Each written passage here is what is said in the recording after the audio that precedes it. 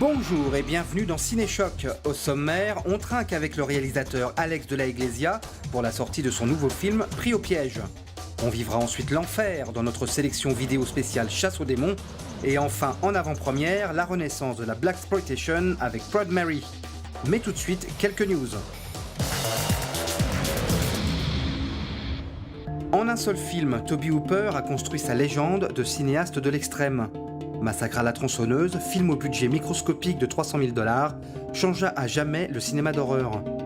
En filmant ces jeunes hippies insouciants se faire assassiner par une famille de fous dans l'Amérique profonde, Tobe Hooper mettait les Américains, alors enlisés dans la guerre du Vietnam, face à leurs propres démons. Le réalisateur, décédé à 74 ans, le 26 août dernier, a laissé les fantasticophiles orphelins, déjà traumatisés par la disparition du cinéaste de la Nuit des Morts Vivants, George Romero, quelques semaines auparavant. Nous avions rencontré Tobe Hooper à l'occasion du Festival du film fantastique de Strasbourg en 2014. Pour Leatherface, je me suis inspiré de mon médecin de famille.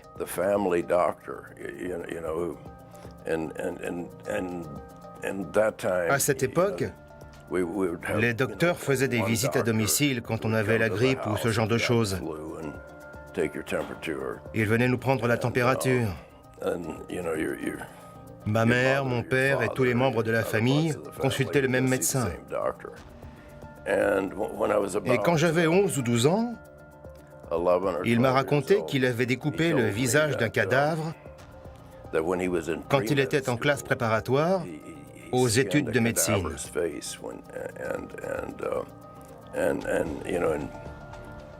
Et puis il l'avait fait sécher et il s'en était fait un masque qu'il avait porté à la fête d'Halloween de l'école. C'est de là que vient Leatherface.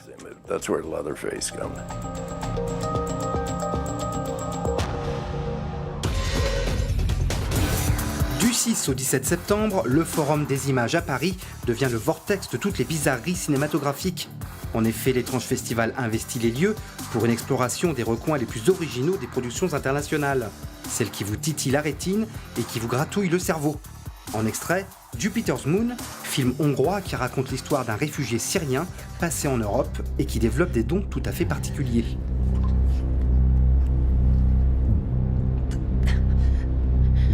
Look,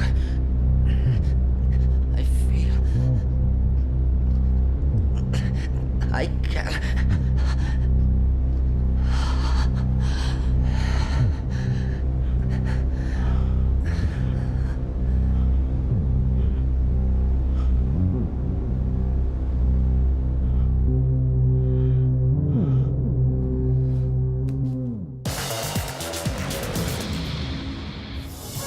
Alex de la Iglesia, le génial réalisateur espagnol du Crime Farpé, de Mes chers voisins ou encore des sorcières de Zagara Mourdi, revient en pleine forme avec Prise au piège, en sortie e-cinéma et DVD. On va tous mourir. Oh, c'est sûr, vu les chocs que vous vous enfilez tous les jours. Dans Pris au piège, les clients d'un bar se retrouvent bloqués dans les lieux par les unités spéciales de la police.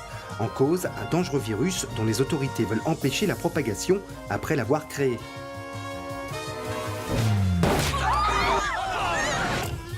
Comme souvent, Alex de la Iglesia en profite pour confronter des personnages hauts en couleur face à une situation aussi absurde que dangereuse. Rencontre avec le réalisateur, dont les films ressemblent aux meilleures assiettes de tapas, variées, pimentées et bien fournies. D'une certaine façon, j'exprime plus l'opinion d'un groupe que l'opinion d'un personnage. Il y a des films dans lesquels on suit un type à qui il arrive différentes choses. C'est très bien, mais ce genre de film dans lesquels on s'intéresse à un seul personnage qui va vivre différentes aventures, qui va rencontrer des problèmes qui finiront par se résoudre, moi, ça m'ennuie. Je préfère largement les films qui évoquent un contexte, qui mettent en place une situation vivante, qui permet d'établir différents niveaux de dialogue entre les personnages. On n'est pas obligé de suivre une ou deux personnes ou de faire des montages parallèles ineptes. Très bien. On va analyser la situation point par point.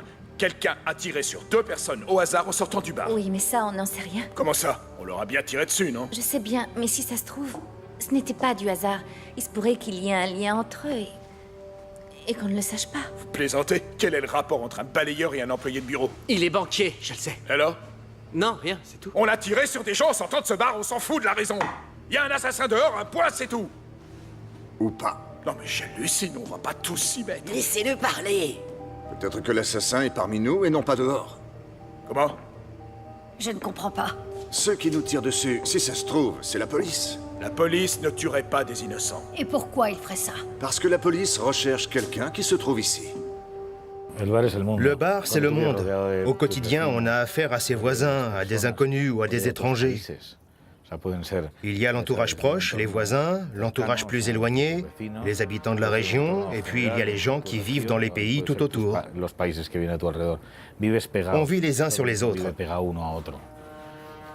Au comptoir du bar, c'est la même chose. On s'assoit à côté d'un type.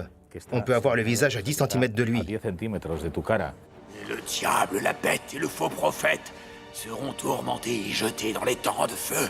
Tirez-lui une balle dans la tête, il faut qu'on en finisse. On ne sait pas du tout qui est cette personne. On n'en a pas la moindre idée. Et pourtant, ce n'est pas quelque chose de violent. On peut se retrouver à côté d'une personne qu'on ne connaît absolument pas tout en parlant tranquillement avec le barman. Mais on ressent cette inquiétude, cette angoisse. On se dit, si je lui parle, peut-être que ma vie ne sera plus jamais la même. Peut-être que tout sera différent. Mais ça pourrait aussi me détruire si c'est un assassin ou un fou. C'est l'Afrique, ça! En tout cas, c'est pas l'Espagne. On est complètement foutus. Le soleil se changea en ténèbres, et la lune entière devint comme du sang. C'est pas possible. Pourtant, ça me paraît clair comme de l'eau de roche, on est dans une belle merde. C'est une infection, un virus ou un truc J'avais dans le pas genre. remarqué. C'est plus qu'une infection, c'est une putain de maladie incurable, un virus à grande échelle. Ebola. Le bar a cet aspect terriblement démocratique, sinistrement démocratique. On accepte tout le monde. On ouvre les portes de l'enfer pour cette sélection vidéo spéciale Chasse aux démons. L'Emprise des Ténèbres, œuvre majeure de 1987 réalisée par le regretté Wes Craven, papa de Freddy Krueger et de Scream, ressort dans une très belle édition spéciale. Un anthropologue américain est envoyé à Haïti afin d'étudier le cas d'un mort subitement revenu à la vie. Il plongera alors dans les pratiques les plus obscures du vaudou, pratiques qui historiquement ont donné naissance à la mythologie des zombies.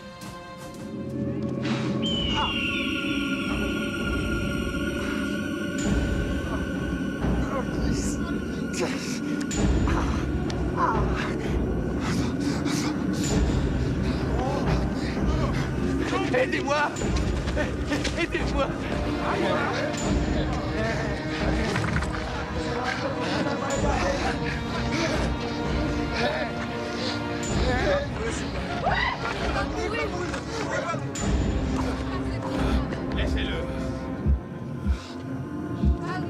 Ne les laissez pas m'enterrer. Je ne suis pas mort.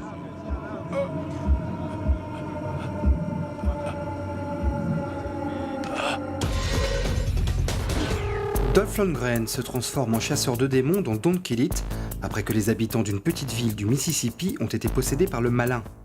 C'est Mike Mendez qui est à la barre de cette série B comico-gore, un spécialiste du genre puisqu'on lui doit des films au titre évocateur comme Tales of Halloween ou encore Big Ass Spider. Votre ville court un grand danger. Si vous voulez que ça s'arrête, vous feriez mieux de m'écouter. Je suis un chasseur. Je chasse les démons. Vous avez dit que celui-là était unique. En quoi? Il passe d'un corps à un autre dès qu'on le tue. Si jamais vous le tuez, il se réincarne en vous. Et que ferez-vous quand vous trouverez cet homme? Oh, je pense qu'on tapera la discussion, tranquille.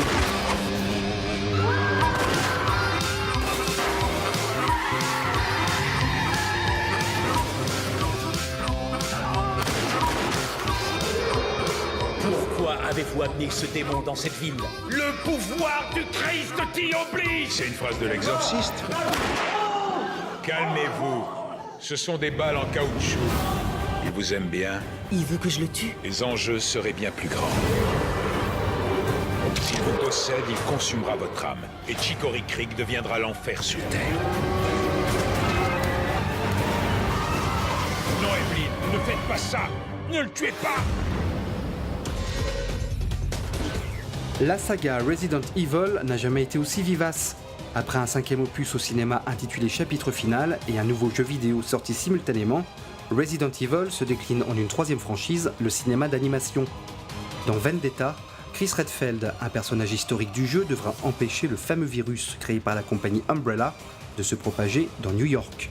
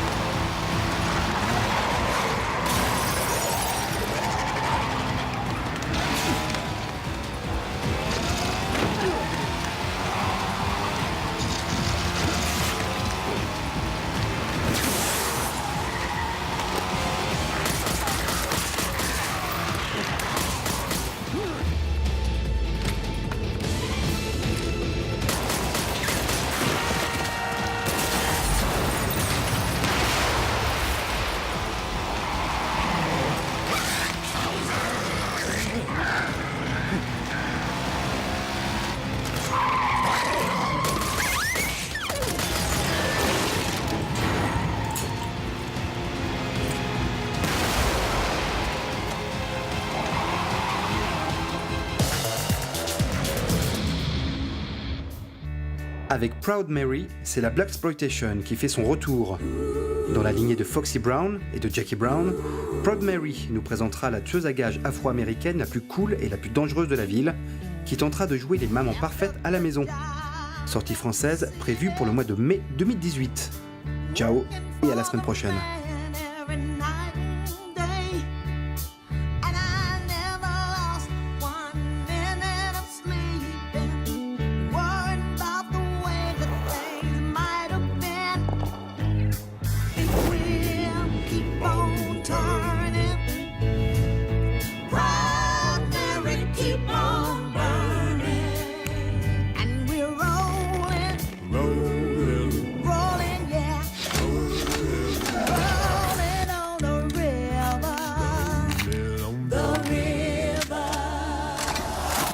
Vous êtes flic?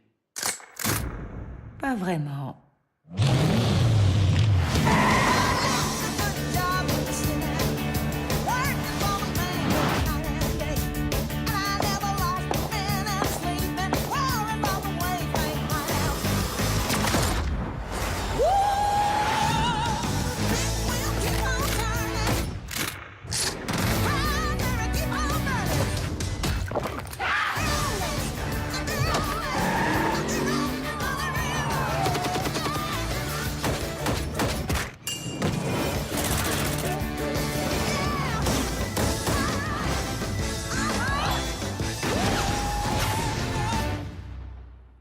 Mais qui êtes-vous?